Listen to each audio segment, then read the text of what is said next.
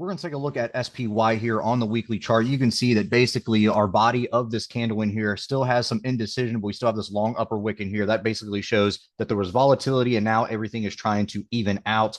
Today, if you look at the quote, you go, oh my gosh, we're down around $10 and some change from yesterday. Yes, that is true, but we also had a gap down in pre-market and we basically opened up around like 670, 671, somewhere around there. So really only about half of that came during market hours. So it looks like a little bit of volatility kicked in, but yet then got sucked out during the market hours, if that makes sense to you guys, right? So overall, our implied volatility here, Ivy rank in the SPY sitting at 41. You have right around a $7 expected move priced in by Friday's expiration, Monday's expiration, right around 13 bucks. So where does that kind of put us overall on this weekly chart here? We're sort of sitting in no man's land, right?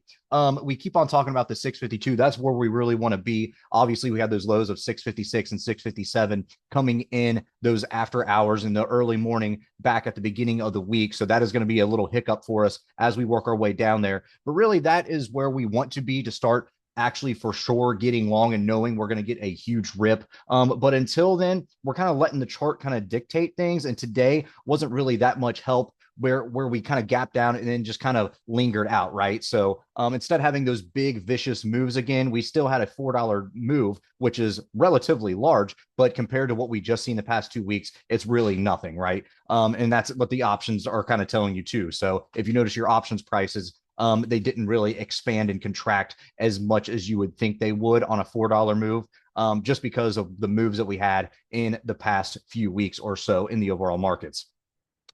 So going forward, we're going to be looking at that 660 mark. We're looking at 655. And then we're going to be watching that 652 down here on the downside. Anything below there, we're going to chalk it up to this 5-day or the 50-day SMA, which is trading at 641. To the upside in here, we're watching nice whole numbers, 670, 675, until we get back up here to that 680 range. And then obviously above there, then we can start worrying about 685 and things like that. 680 is currently where our 9-day EMA is trading. So that's where we kind of want to be to kind of suck out some more volatility just because the VIX is so high right now. But until then, it looks like we might have to be down here to kind of take care of that on some consolidation. It's interesting to note too that the overall net flow basically flipped today from bullish. It wasn't really extremely bullish, but it was bullish. And then it flipped extremely bearish right around 2:30 or so. And the what's interesting to note is that the actual long-term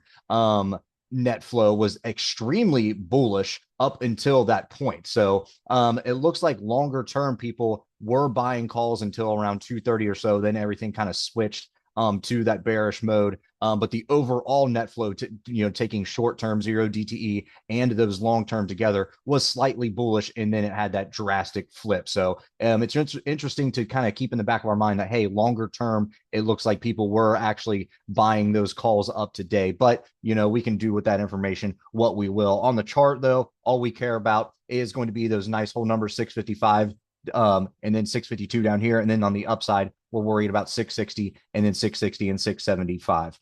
We're going to take a look at the VIX in here really quick, just because we mentioned the VIX in here.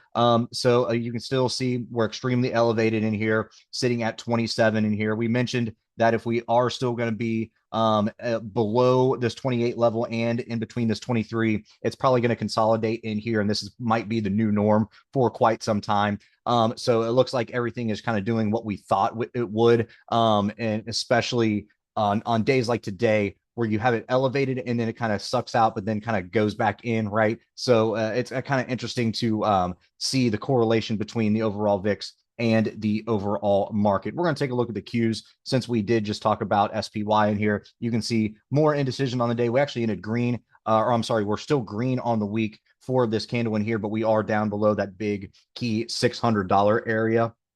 That is going to be our first and major resistance in here going first. That's going to be a nice psych level for us to kind of breach and hold. To the anything above the 600, we're looking at 607. Then we're watching 613. To the downside in here, we're watching that 588, and then we're going to be looking down here right around that 577 mark, or this lower trend line, whichever one of these do come first. As far as our implied volatility goes in our Qs, it's basically the same, right? IB rank at 41, basically the same expected move $7 by Friday, and then you have a $12 expected move priced in Monday. So basically the same type of move being priced in here overall in the NASDAQ ETF and your S&P 500 ETF. So let's keep an eye on both of these accordingly and then see what happens tomorrow. We may get some decent volatility in here to play with since it's already elevated.